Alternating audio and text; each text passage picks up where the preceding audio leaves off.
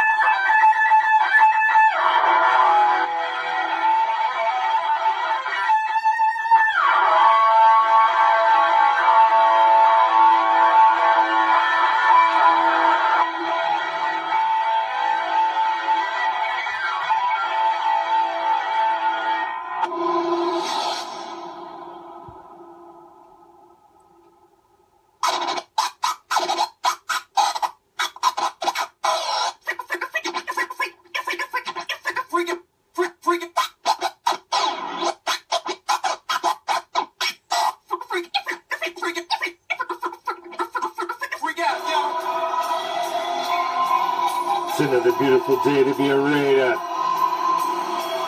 draped in the silver and black. I represent the shield. I represent the swords. It's that time of night again, Raider Nation. And you've come back. Why? Because it's time. It's time to bring them.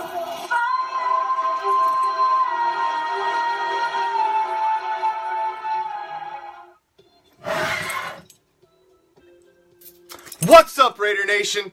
I'm the Commish, coming to you live from Hardcore Challenge Live Studios.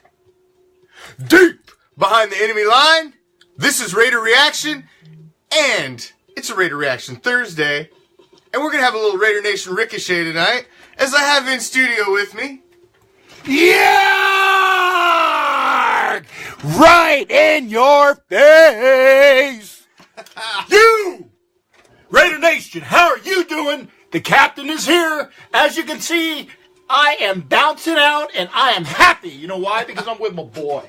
I'm with my boy. We're talking Raider football, man. Nothing better to do during the off season because, you know, there is no off season in football because we can talk Raider football 365, 24/7. You're damn right. I never get sick of talking Raider football, and everybody is an armchair general manager right now. Everybody knows how to fix the Raiders. So I do. We have our own ideas of how to fix the Raiders. Captain has his ideas. I have my own. And I'm sure you all have yours. So, You're going to have to listen to ours. I'll keep an eye on yours in the comments. And let's roll through a solid 60 minutes of some Silver and Black. Because what better way to end your Thursday night? Little Commission the Captain. Raj. Now, real quickly, I need to do this because I promised a certain someone in Jersey. We're talking Jersey. Yes. Phil Villapiano's daughter. I got a chance to talk with her tonight on Facebook. I hope she's watching now. I'm not sure if she is.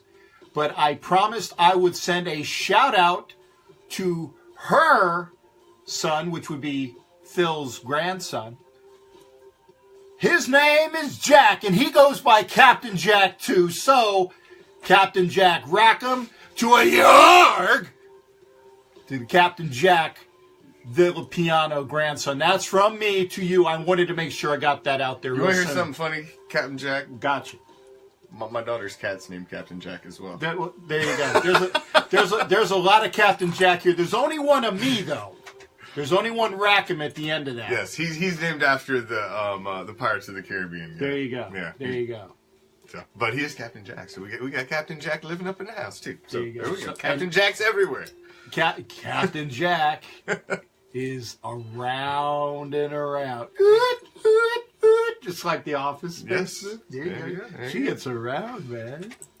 Anyway. Alrighty, so where should we start? We've been talking offense all week, so we're going to talk a little bit of the offense like we've done the last two nights, like we did with NorCal, and we did the Raider Nation report on Tuesday. So we're gonna talk a little bit more offense. Next week, we're going to talk exclusively defense, and then we'll get into a little more of the special teams, coaching the following week, and then start to really dig into draft, because that's the next. That's the time. That's the next Yeah. big thing. That'll be the next thing we start to dig in. You know, I'm not Mel Kiper, who was doing his freaking mock draft already tonight on ESPN. A 2-hour special. I saw that. A mock draft already? Did The you- season's not even over Did you yet. see who the Raiders allegedly No, picked? I couldn't even watch it. I Okay. couldn't bring myself to And watch by it. the way, in case you guys haven't figured that out, we are picking either 9th or 10th. We have Yeah. a coin flip with the 49ers.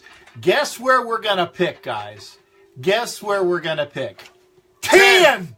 10! What's crazy is we not only did we tie in record, we tied completely, like, 3 decimal points back in strength of schedule, which is insanity. That we did. It was such a complete tie all the way down Oh with the my way God. we finished out. And what's even worse is they did start 0-10, Yeah, that's and we horrible. still finished the same record. That's 6 and 10. that sums up 2017 right there. That's about all you need to hear. So, They started 0-10 and they caught us. but you know what? People were already saying, they're already doing the comparisons. They're saying Shanahan and Jimmy GQ versus John Chucky Gruden and Derek Carr. Who has the best coach-quarterback tandem in the Bay? And this was actually even before John was given the coaching reins in Oakland. It was who has the brighter future.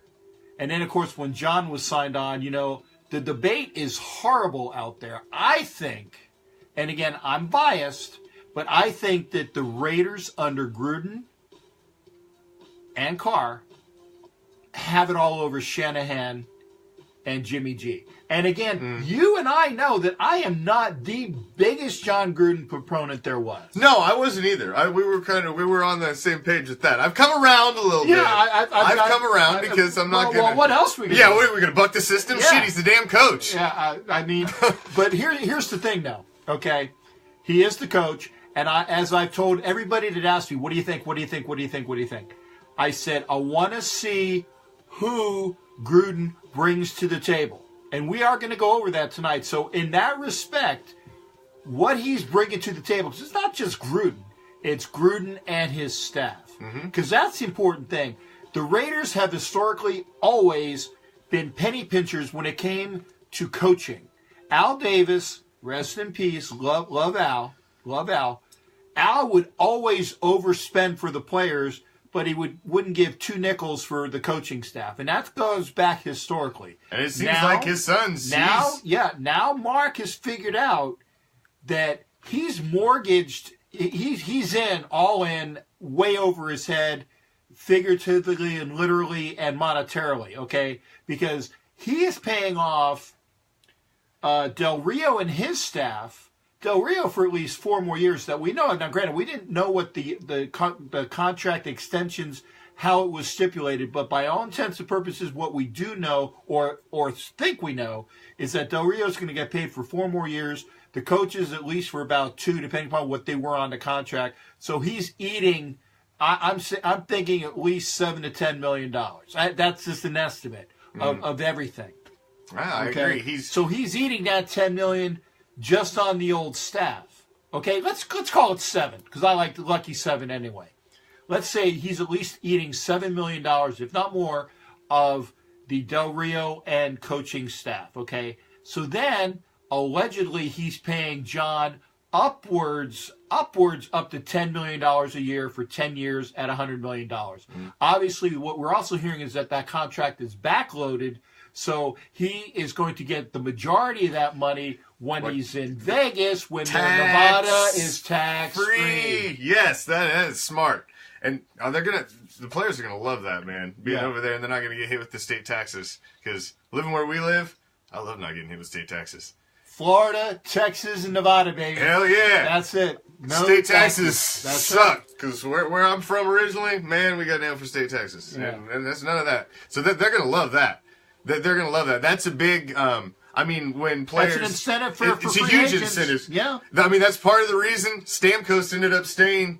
I'm sure it's a big part of the reason. Yeah. It comes down to money. It's why Stamkos stayed with the Tampa Bay Lightning, which is the NHL team, and for any of you that are completely ignorant, but that's the NHL. Flyers. That's the NHL team, and that was part of the reason they could talk him into it, because it's a big bargaining chip when you're talking about free agents coming in. And that's going to be a big bargaining chip for the Raiders too when they're talking about bringing free agents in. Is we can pay you the same amount that another team's going to pay you, and but you're going to have more X amount that you're not going to have, that Florida's going to take off out of your sum. So that's more money in your pocket, more money for mama if you're married. And you know the old expression, keep mama happy, you're happy too. Yeah, the state's not taking their cut. So the same contract that you would get, say, in Pittsburgh, the same contract you will get in Las Vegas, you will put more money in your pocket. That's right. And that's a fact, Jack.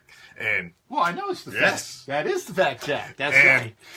That's a good negotiating chip when you're talking about young men who, this is their first, some of them their first contract. Yeah. And when you're talking about a couple more millions of dollars that are in their pocket that they would lose by going somewhere else, that's a big bargaining chip somewhere. By the way, would you rather be, now if you had to go contract wise, okay, granted, no state tax, Florida, Texas, Nevada, not too bad of climate for either of those states. No, those are three fair choices. So, you got that coming to you. Granted, Nevada is arid, and it has some of the negatives to it, but on a whole, I'd rather live in Nevada or Texas or Florida just because of the weather. So again, you put all these things on to the people that are coming in, okay?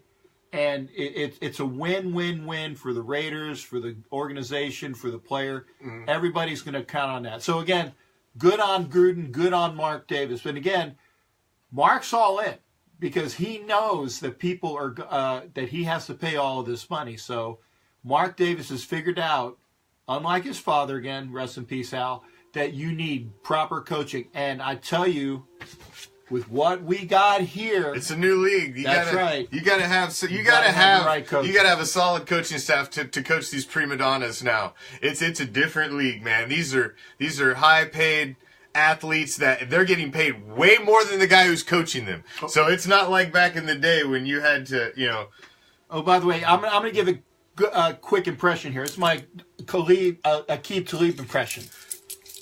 Get it? I'm yanking his chain off, because he's an ass.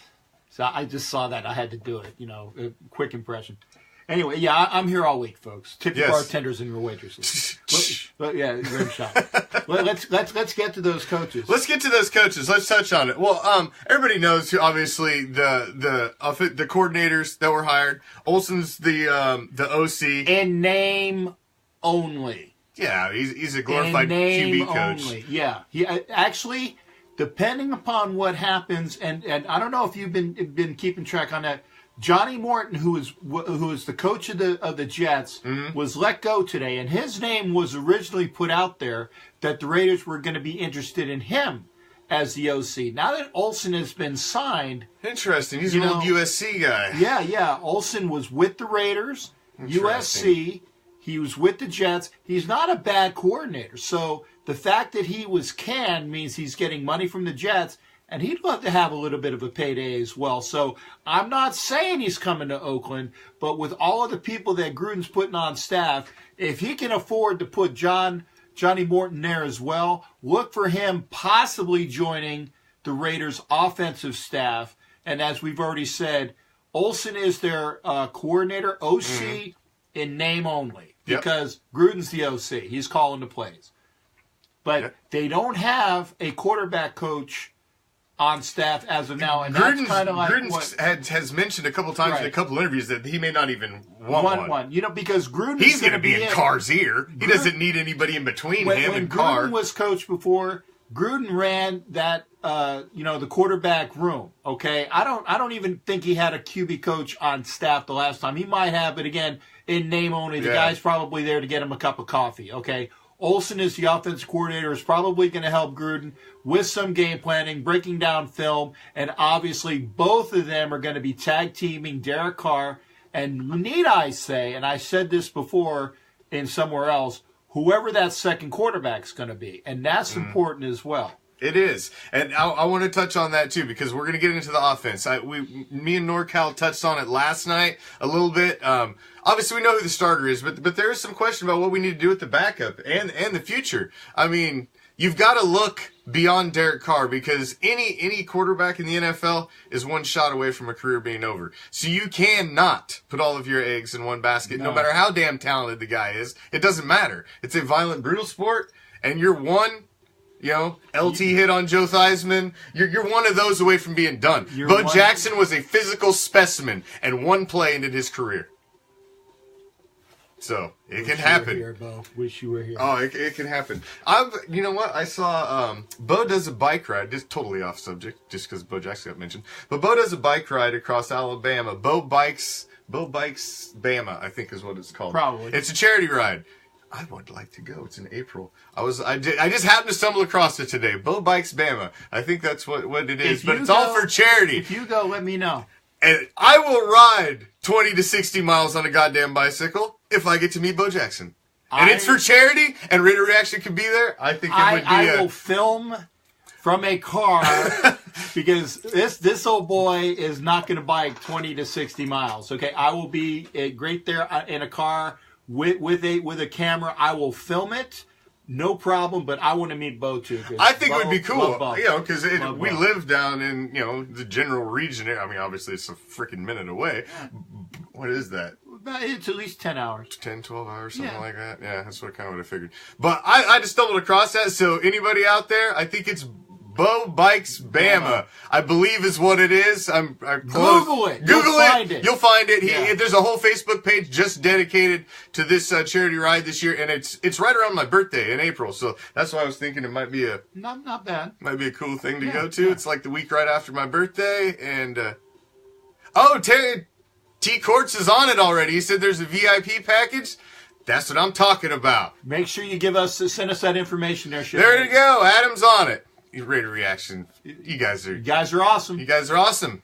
Raider Reaction Resource Service. Always there. Got the backup. That's what happens when we're low budget, man. We got to rely on you guys because we ain't got no resource service. You are our production crew. There's no interns here. No. No. Nobody wants to be my intern. Actually, if there was an intern, never mind. That's a bad joke. Actually, in this day and age, that's something I can't even do. Oh, good God, no. No. Alrighty. So, there was news today that we hired 13 assistant coaches.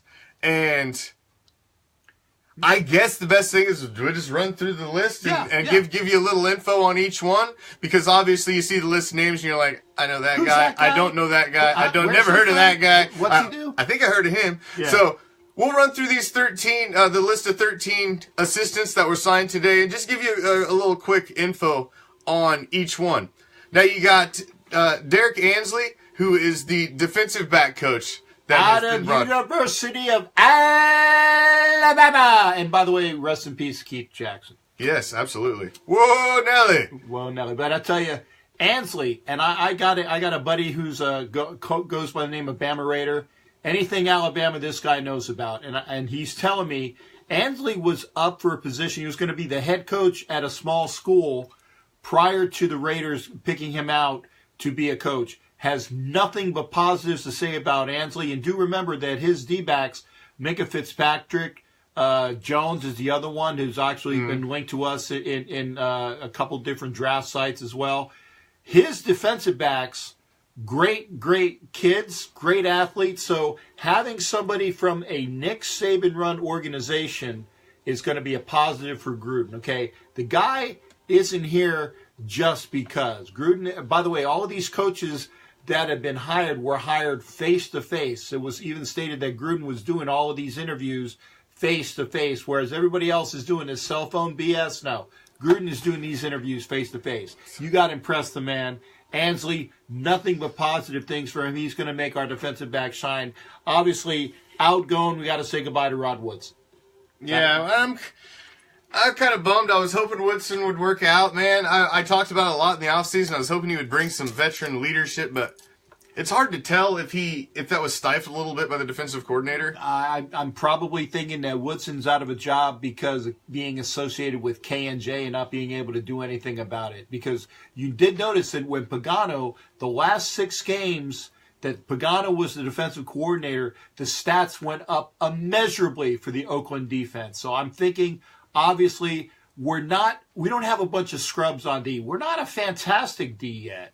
But with the coordinator Gunther, we're going to talk about him as well. With the coordinator Gunther coming in here, the Raider team as a whole can go nowhere but up, and dare I say a P word possibly, if they get everything together next year. Yeah, absolutely. It's definitely possible. Now, we picked up Edgar Bennett, was signed to be the wide receiver coach. Wasn't he a running back? Yeah, running back for the Packers, way back. Yep. Apparently, he knows a little something about wide receivers as well. Well, actually, Bennett was the running backs coach. Then he went to the wide receivers coach in Green Bay. A lot of good. Obviously, look where he had Jordy Nelson. He had a Cobb.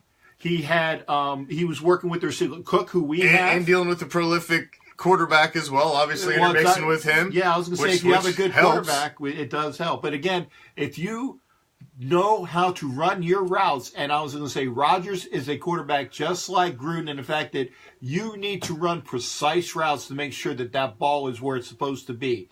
And you need to make sure that your wide receivers are doing that.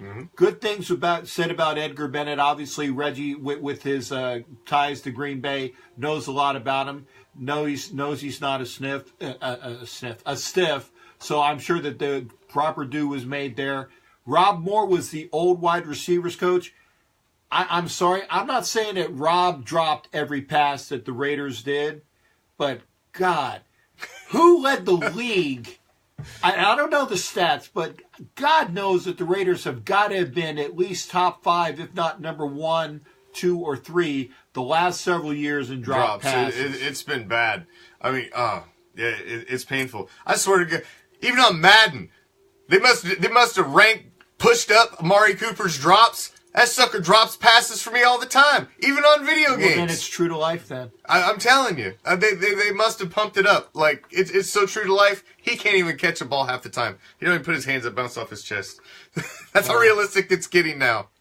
I tell you what. He's even dropping it in virtual reality. Edgar Bennett is going to be a good coach for those guys there. You know, coming from the Packers organization, got a lot of positive things there.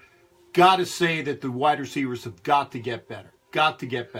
It can't hurt. And we've also picked up another coach on the offensive side of the ball, which is, I'm probably going to butcher his name, Tim Burbanick. He is quality control, QC, for the offense, is his official title. Now, he's entering his 15th season as a coach. It's going to be his first with the Raiders. His last 5 were with the Colts. Served the last 2 years as the team's offensive assistant and assistant quarterbacks coach. So He's been around. He's obviously got a solid track record. I mean, if you've been coaching in the league for 15 years, and that's in stereo. You don't suck. That's right. You've obviously, and what I've heard about this coaching staff so far is that they're calling it an all-star coaching staff. And I'm glad you gave me my segue here. People were saying before, when Gruden was announced as Gruden can't come back, he's been away from the game too long. But I tell you what, when Dick Vermeil came back, coaching Kansas City after about 20-something years, his coaching staff in Kansas City was an all-star cast. His coaches, I think there were about 5 or 6 former head coaches was on Vermeil's staff. And Vermeil did a lot with Kansas City, making them better. He did a lot when he was with it was either the Rams coach. It was with the Rams. It was the Rams. The Rams coaching staff. Then Then he went to Kansas City as well. But it was an all-star coaching staff when Vermeil came back. Gruden is doing the same thing. He has got a lot of great coaches that are on this staff. So don't say that the game has passed him by in that respect. Okay, you and I are getting we're not on the bandwagon, but we're at least outside at the parade. Honestly, what started to change my mind, Captain, was the week that we signed him. We decided to do the Black Friday game that we did that Friday was the last game that Gruden was on the sideline in Oakland, and it was the Jets. It was the Jets game. Oh, okay. In Oakland. He was actually in the playoffs. It was in Oakland though. Not the last game as a coach, but the last game in Oakland. Got it. On an Oakland sideline, and because obviously the next game was not on an Oakland sideline, and it was his last game ever. But we did that game, which was a great game. Which Charlie Garner ran for a hellacious amount of yards. And he had the big run at the end too. But you know what? If Gruden would have taken more.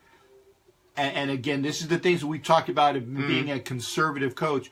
If he wouldn't have been so damn conservative and played a little bit harder, we win that game. We don't go to New England.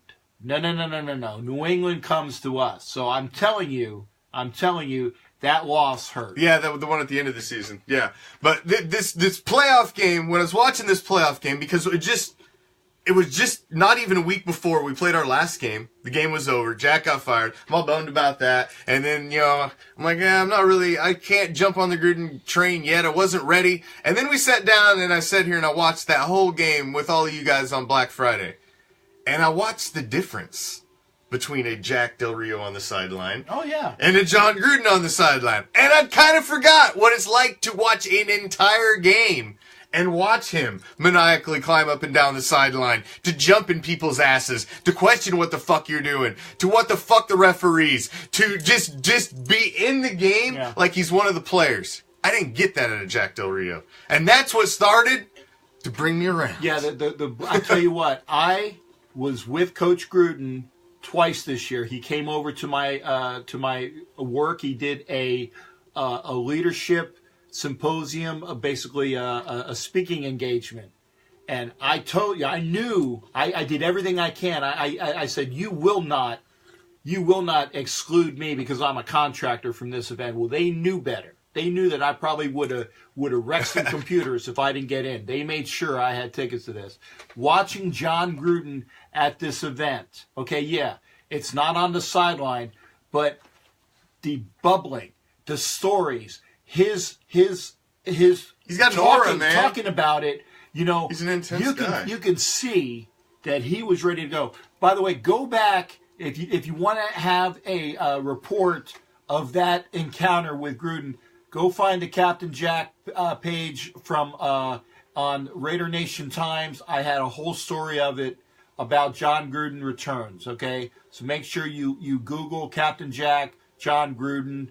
And that's where actually, if you see on my Facebook page, I have a picture with him. That was from that event, because I tell you, and he saw me in that Raider gear, and I tell you, and I'm not just saying this, but he just lit up. He lit up because you can tell that he just loves the silver and black. So in that respect, it's going to be so so good to have him back there. He, like he said in the press conference, he said everything right in that press conference, man. He wants nothing more than to be back. Yeah, of course. I thought that press conference was a freaking home run. I thought he said everything right. He had the right emotion, the right passion. That was the Black Friday game started to sell me.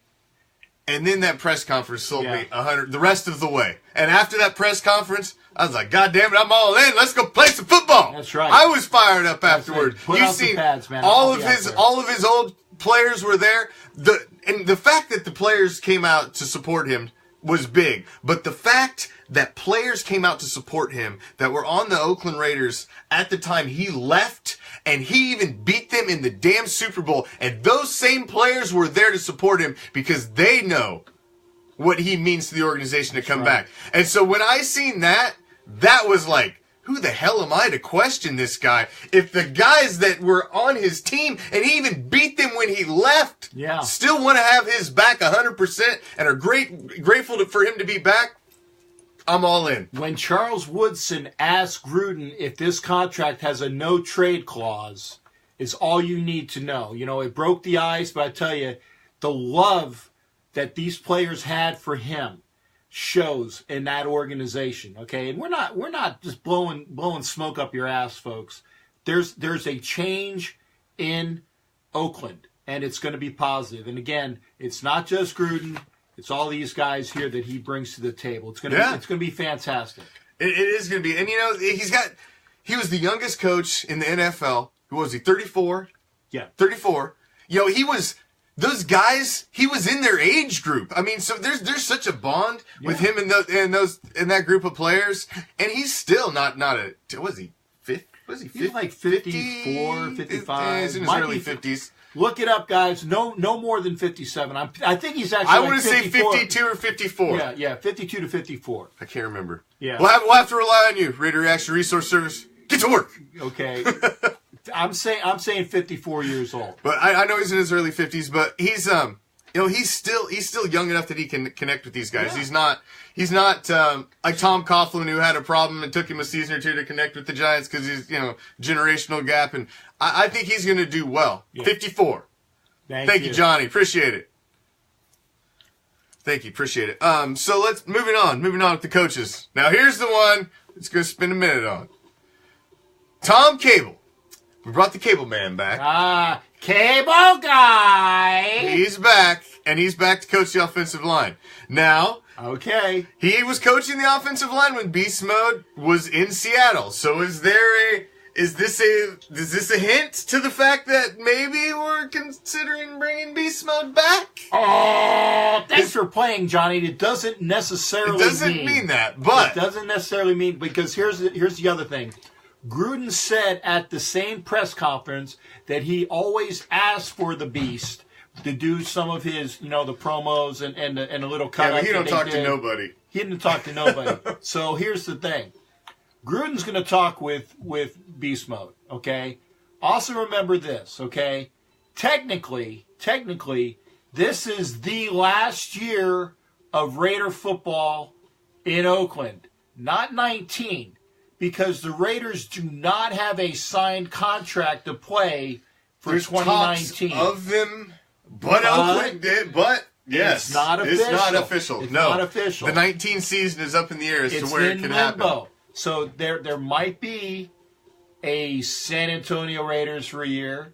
It might be a year early where the Raiders go out to Vegas, where the UNLV stadium is, with a few accoutrements. Remember, San Diego played at a soccer stadium for 30,000 this year. There's no saying that the Raiders are going to be in Oakland in 19. We always think they're going to be, but it's not official yet. So this may be the last year for Beast Mode. And does Beast Mode want to come back? Now, I am on record stating that for some of the reasons around him personally, I'm not a big fan. But I tell you what, I don't care as long as you are performing on the field, okay? And in the latter portion of this year, when the offensive line got their crap together, we're involved in the zone. And the other thing, with the zone blocking scheme, Beast Mode was just kicking ass the latter part of the year. So Again, it's a matter of the line getting used to the ZBS. Again, I am on record stating I do not like the zone blocking scheme. No. Do not like it. We have a bunch of Not a big big boys fan up either. front, 300-plus pounds, and Power. people on their ass for the power blocking scheme. Push him up the damn field. Having said that, Move bodies. looking at Cable and what he does in his version of the ZBS, he prefers bigger-bodied boys. Hey, I'm a big-bodied boy. I will go out there and I will block for you. I'm an old offensive lineman from high school. Yeah, I'm old as crap, but you know what? Put some pads on me and I'll be out there too. But I'm there. Whatever works. I prefer something. You prefer something else. But you know what? It's what works, and as long as it works, I don't care. Think I talked about this last night. I don't think they're pinned to. Everybody's saying, well, Tom Cable's going to bring his scheme in. Tom Cable's not bringing his scheme in. Tom Cable's going to sit down with the rest of the coach staff, with John Gruden. They're going to determine what they want to run as a team, as a unit. He's not coming in and dictating anything. Right. He's a positional coach. He's gonna go with whatever Gruden and the offense, right, who's basically the OC, is going to want to do. And it's going to be whatever suits the running back that they have in there that they decide to be the number. There's a lot of things that go into that. Under Cable's scheme, there's also, like I said, it's not the true version of the ZBS. They even have a lot of pseudo power plays where they call a pin and pull in the ZBS, where the offensive lineman will go from an area and basically also go pin an area and then pull out. So you are going to see some traps and pulls that is more that you see in a power scheme. Again, I don't care if it's called the pink, blue, polka dotted Captain Jack offense. As long as they're holes. As long as they are blocking. As long as they're holes, and they're moving bodies, so goddamn somebody can get through there and get some yards. That's right. I don't care how the hell they do it. Just get it done. And I agree. I'll go out there and run the ball too. I'll be dual multitasking. I will block and also run for myself. Let's segue into it, because we'll go back to the coaches in a segment. While we're here on beast mode, we're talking beast mode. Let's talk running backs for a second as the core. We talked about this a little last couple nights, and I want to get Captain's inkling on it too. We've got the running back core basically that we got. Let's say we're looking at the guys coming back in from last year. You got Beast Mode, who's the number one, and then you got the two gadget backs that are kind of the same body type. They're little of the same. You got Washington and Richard. The same running back cloned by itself. You got D-Wash and Richard. I'm sorry, I like them both, but you don't need two of the same backs. So who do you go with? Because I know who I think we should go with. I think one of them needs to go too. One of them needs to go. I think one of them needs to go. We've seen what both can do. I think we've seen the ceiling for both of them. Yeah. We know what they are. So, and I'm probably going to surprise you. I would keep D-Wash. That's who I'm going with too. Richard put the ball on the ground too damn much at the end of the season last season. He started to look like he was a little liability with the ball sometimes. Yeah, he would hear those footsteps and he got blasted and he would fumble a bit too much. I tell you, D-Wash is more upside. That's why we drafted him. Yep. And why Richard was not drafted. Richard is a good gadget back, and he's a good change of pace back. But again, I don't want two of the same back on the team, okay? I agree. If it's me, I would keep... I'm glad we think alike on this. I would keep D-Wash. There's somebody that would probably, you could probably get something for Richard. Yeah, I mean, he's not a bad No, player, you can deal him. But I tell you, I would keep Washington. I would use Olawale a hell of a lot more. Oh, I mean, Gruden's definitely going to put a running back in, man. He always had a running back. Zach Crockett. You had John Ritchie. You had Mike Allstott when he was in Tampa. I mean, he always had a fullback. To come back there, so you're going to have a fullback that's going to be able to run the ball. And Olawale is there. He's a great fullback, and he can catch the ball. Why the hell I hardly even seen him used this last season in the game plan at all. He was on a milk carton because he was MIA, man. I think I saw him twice this year. Yeah, you didn't even see him at all. Remember at the Texans game last year, when he did that little out route out of the backfield, the touchdown during the Texans game. Okay, just a little out of the backfield.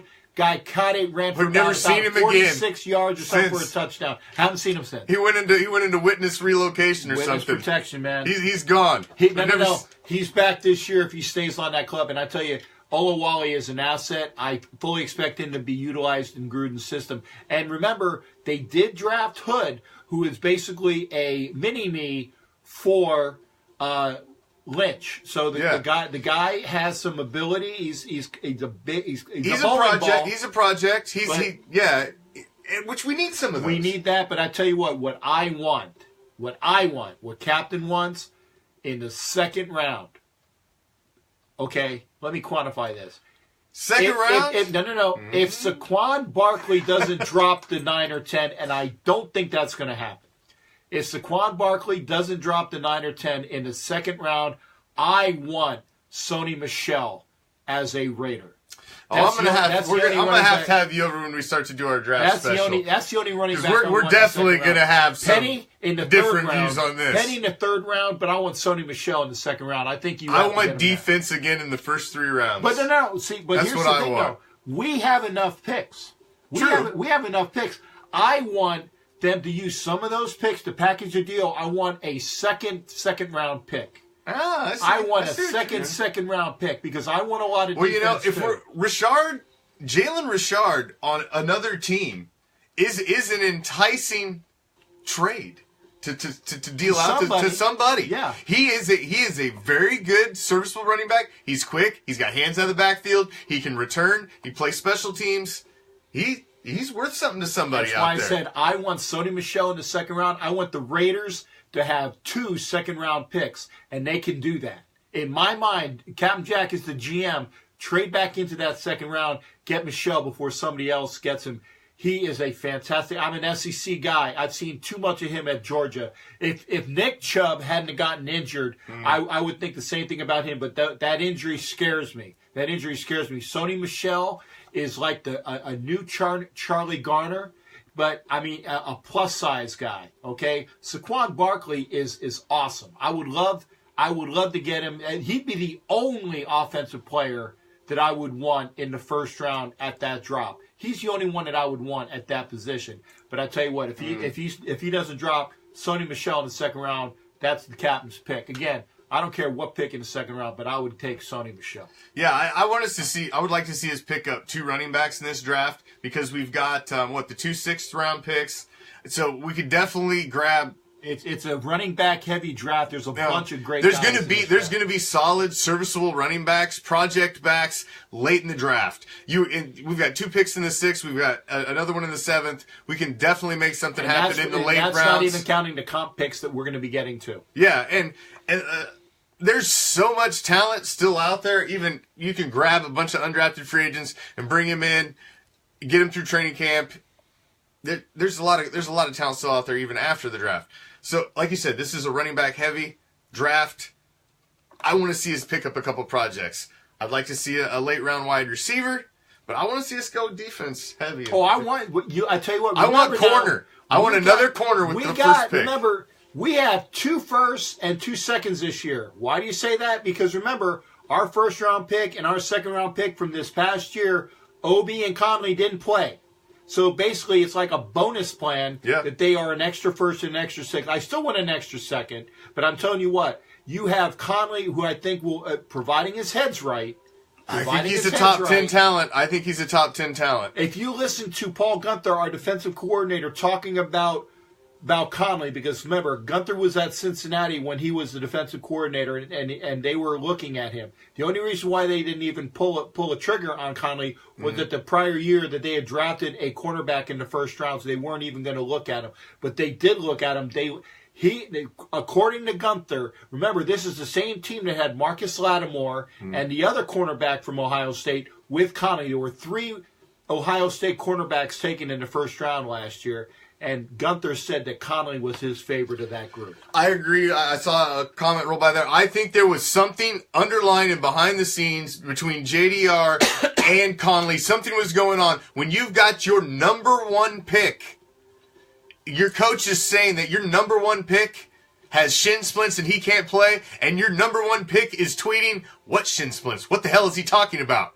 Somebody's not on the same page, and something's going on behind the scenes. When you're out there reporting an injury and the player's not reporting the same as the coach, There's some bullshit going on behind the scenes. So I don't, and I heard rumblings about, they didn't like his work ethic. There were issues with some sort of issues. Enwu as well. Yeah. I don't know. We weren't there. We weren't there. But that coaching staff's gone now. It's gone. It's a whole new ball game, literally. So everybody's got a clean slate. They're going to decide, these coaches and this staff is going to evaluate this talent for themselves. And who's going to stay is who they want to stay, who's going to go is who they want to go. So if you go out and you grab another top 10 corner talent, and Connolly is a top 10 corner talent, all of a sudden, you possibly have 2 young shutdown corners. All of a sudden. And remember, that changes everything. And remember, Jacksonville, I love how we're doing the stereo thing as well. Remember, Jacksonville has 2 awesome cornerbacks in Obuye and Jalen Ramsey. Mm-hmm. And look where they are. Look where they are. That's all it takes. You need 2 cornerbacks. But we do need more push. And that's why my first round picks, and I'm just going to throw it out there as well. Go ahead. I'm going second. Is either Deron Payne out of Alabama or the kid from Michigan that's a friggin' house. And his name escapes me right now. And you guys will find, you draft guys will find the guy. Deron Payne out of Alabama. Adam's all over the draft. He's been sending me his draft manifestos. The kid out of Michigan that's as big as 3 houses, okay? I want somebody to run up the middle and just blow people away. Eddie Vanderdoes, I don't want to say rest in peace, but God help him on that ACL injury the last game. Man, that sucks. And that's NorCal's boy. He's heartbroken about that because he goes, NorCal's from his town. Yeah, he's going to be an asset, but we can't count on him this year. So, again, I want a push. I want somebody up the middle. I want Deron Payne. I want the kid from Michigan. I want a defensive tackle that will push people out of the friggin' way. Because, again, I want a speed rusher to go with Mac. Again, defense. Yeah. I want possibly, I like to have Roquan out of Georgia as a linebacker, but you can't have everybody. No, you can't get everybody. But I think that we and Gunther's also on record saying that he can get these kids that are drafted in the later rounds and make good projects. I remember Vontaze Burfict was undrafted out of Arizona State. And he's a damn good pro. He's a damn good line. He's an asshole, but he's a damn good linebacker. He is. It's not a personality contest. This is a gladiator sport. That's right. And sometimes you just don't have nice guys out there, especially not on defense. When your job is to kill somebody, to lay people on their ass. That's right. Now, here's another one. I want to jump back into the offense. I want to ask you this one. This is another one I've had my question about. And then I seen this pop up today, which sent my wheels turning. And I wanted to bring this up to you tonight. So wide receivers. One of the big stories out there, obviously rumors, is the possible release of Michael Crabtree. And what everybody's saying is, obviously, we need to bring back Navarro Bowman. Like to see that happen. Thumbs up on that one. Our defensive coordinator's big on that happening. And he wants it back, too. Yep. And you've got the Mac contract. Yep. So you've got those 2 big pieces that need to come back on our defense. And Mac's our future. Now there's rumor report came out today that the salary cap, it could possibly go up for the 2018 season and could possibly exceed $180 million. Now we came in with a salary cap this season of $167 million. Now, one of the key reasons everybody said that Crabtree will not be able to be retained is due to his around $7 million contract this season, and they would not be able to fit the money in with Mac and Bowman's contract. Now, do you think if the salary cap gets raised, does that make it more of a possibility of possibly keeping Crabtree? Yeah. Because I think it'd be an easier sell. Here's the thing, though.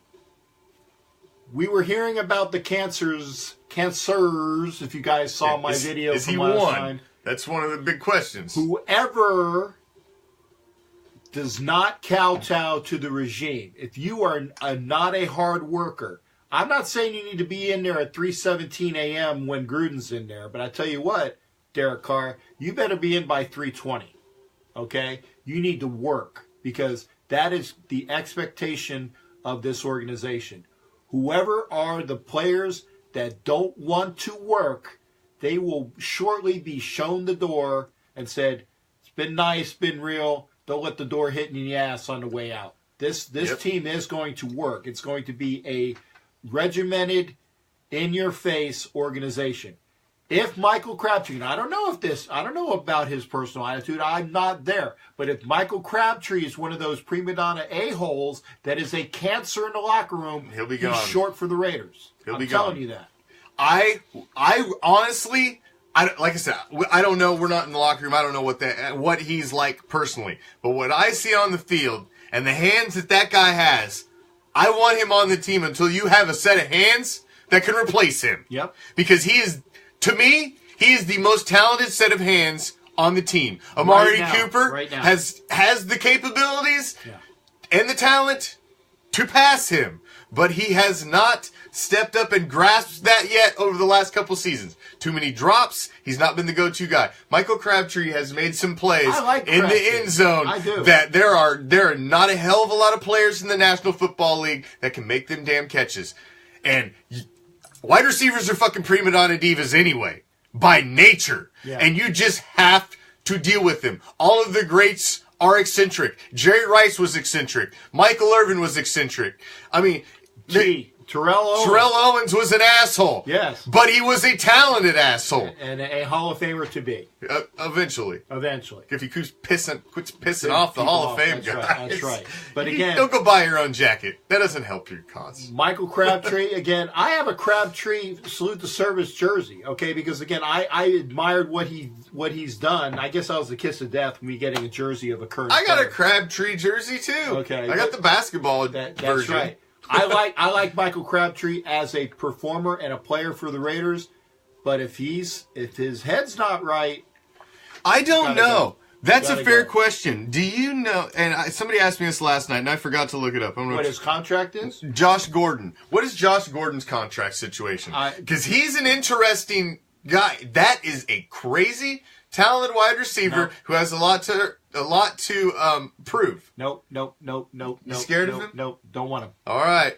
Josh Gordon's great. I'll tell you what. Why would we get another guy that's going to eventually be strike three when we can't even get old 99 back? Oh, that's true. I don't want him back. But I'm saying Josh Gordon could have been the moon, the stars, and the world, and he just like Stephen Smith. No, it's not Stephen A. Smith.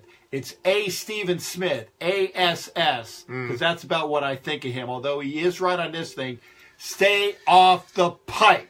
Yes, man, you are a professional. Stay off the pipe. And it's not that hard. Can't do it. No, and I'll tell you, here's a name, Landry, out of the Miami Dolphins. Yep. Says he's not going to give a hometown discount, but I tell you what, I'm not sure where Landry is from, but Landry, when he gets his head right, is a fantastic receiver. And I tell you what, I also want. I want CPAT on one of the sides. I want Bennett to teach Patterson how to run a proper pattern. I want him on the one side. I want either Crabtree or Landry or whoever else there. I want Amari Cooper in the slot. And I tell you, you put Amari Cooper in the slot, and you're going to get a lot more bang for the buck. He's going to be breaking ankles all over the field. But let me ask you this, Captain, and put it this way. Josh Gordon, incredibly talented wide receiver. Yeah. He was one of the best wide receivers in the league when he wasn't getting popped for smoking weed. Exactly. Raiders have always typically taken on reclamation projects. Could this be one of those historical Raider reclamation projects where we bring a guy over who's finally pulled his head out of his ass and he's figured out that I'm not going to get another chance, and we're the ones that are lucky enough to get him when he's ready to prove everybody wrong? I still do not want to take that chance. You never know. You know, if you want to do a reclamation project that's a wide receiver that's available this year, go get yourself Terrell Pryor. That would be interesting. That would be interesting. Al Davis's last pick coming back home to the Raiders as a speedy wide receiver with a couple years under his belt. I'm not saying he's the best wide receiver out there, but if you want to pick up a wide receiver that would like to show something and prove something and go back to the silver and black, that'd be one I'd look at. Okay, and again, I'm not saying that that's my first choice. No. But if he's out there, like I said, Landry's out there. There's a couple other wide receivers that are out there, and there's plenty of wide receivers in this draft. Michaels is like, stop it. Just knock it the hell off. With this Josh Gordon talk, he says. Oh, okay, with the Josh Jordan talk? Okay, I agree with you, dude. I agree with you. But it's an interesting angle. You gotta throw it out there. He's gonna be one of the guys on the block. I mean, when free agency comes around, there's gonna be a lot of talk. Whoever said to knock off the Josh Gordon talk, you and me, we're copacetic, buddy. We got the same thing in mind. Hey, man, it's the off season. That's just what you gotta throw out these crazy ideas and talk about it. That's beyond crazy. That's just what you gotta do. Sometimes. Make sure we got time to talk about some of these events coming up, though. Oh, let's hit it now, because we got 5 minutes left. That's why I said... Captain's got an event that he is involved with. Well, actually, you touch on that one first, then we'll... Are we gonna wait for the second one that we're both going to get last? Okay. Remember, folks, Raider Nation is going to London. In case you've been sleeping under a rock and haven't figured that out. A bloody rock? Raider Nation is going back to London. The Silver and Black UK Club, okay? Make sure you go to their website and see. I'm going to give you the names of these people on Facebook that you need to figure out to talk to, okay? Ollie de Reuter, Tony Law, Keith Smith, who is Crusader Raider, Les Wilkie, and Danny Vega, okay? 5 names for you. A personal good friends of mine from UK Silver and Black Nation. Got a lot of things going on. Ollie de Reuter is the main dude, and also Danny Vega, who he's doing a lot of events as well. Danny Vega is going to have a wonderful party on, I want to say, Friday night that I'm... If you watch the video, I'm in the video. As soon as you get some info, get it over. We'll get it up on the page as soon as he's got solid info for it. So that way, obviously, you guys can all get it. We'll get that shared up on the page. I was going to say, it's on Captain Jack's page, the video for the Friday night Danny Vega party. Again, I'm in the video. Hey, that's pretty cool. But again, Ollie de Reuter is pretty much the guy from Silver and Black UK. Make sure you see him, okay? Be there, Raider Nation. It was awesome. London was awesome. Other than the 3.5-hour ass whooping that we had on the field by the Dolphins that day, the entire rest of that time there was fantastic. It was awesome. Yes. Be there if you can. And then... Not this weekend, the following weekend, the week before the Super Bowl. That's right. Which is, I think it's 27th, 28th. 27th and 28th. We're going to be out there, which is the Saturday night and then the Sunday before. We're going to be pillaging the Pro Bowl with the Orlando Raider Nation. The captain and myself, and I think we're going to have another gentleman join us on our webcast. On our little... Whatever the hell we do. If you remember when we were at Orlando Raider Nation, the big dude that was hilarious. Yes, he's gonna be joining us. He's our third man. He's unique. He's a good soul. He's gonna be joining us, but we're gonna be there for the Saturday night party. The Raider Nation is gonna be holding it down with the Orlando Raider Nation as they're hosting an event that Saturday night. Yep. We will be there live. We will be there. Captain and the Commish holding it down, Raider Reaction style live stream, and then on that Sunday. Leading up to the game, we will be out there live at the official Orlando Raider Nation pillaging the Pro Bowl tailgate party, getting ready for the Pro Bowl. Last time there'll be Raiders on the field in the 2017 season. If you're anywhere in near Florida, if you're within spitting distance, come on down and see us, man. It's going to be a great We will be out there the whole time. We're going to be out there early, and we will be all the way right up until everybody breaks off and heads over to the Pro Bowl. We're gonna be live the whole time. So, but we'll be live that Saturday night. And that Sunday. So, not this weekend, but next weekend. And then... 27th, 28th of January. Make sure you're there. Yep. So, and of course, if you could be down here for the Pro Bowl, shit, come hang out with us. We want to meet y'all. And then of course, for the rest of the week, tomorrow night, we've got Black Friday. And we had a suggestion last night. And I've dug that son of a bitch up. And we are playing it tomorrow. So, if you watched the show last night, you know what the game's going to be. But if you didn't, I'm not going to tell you. I don't know. I ain't going to tell you. You just got to tune in tomorrow at the Silver and Black Theater and figure it out. I don't watch his shows because I want to be surprised every time that he talks to me. And then on Saturday. So it's got, whatever it is, it's a great show. On Saturday, I am live ringside at Combat Night in Orlando as Robert the Pitbull Masseline has his kickboxing debut. He's a member of the Orlando Raider Nation. He's a member of the Raider Nation out there trying to live his dream, man, and doing big things. And we want to highlight anybody in the Raider Nation that's out there trying to live their dream and putting it out there. This guy is putting in the blood, sweat, and tears. And by God, we're gonna give him the spotlight Saturday night. I'm gonna be there ringside. Props, baby. While he's there, me and the Commish Jr. will be there. We're gonna stream his fight live and probably a few of the others as well. So tune in Saturday night as we got a little extra fight action. Gonna be a good time. Make sure you're there on RAIDER ReACTION with the Commish Jr. this Saturday at the fights. But we're out of here, guys. Thank you for joining us. As always, new and old, our band of pirates. We love any second you spend with us. It's me. I'm here. Yarg, Raider Nation! We're out. Peace, love, Raider Nation!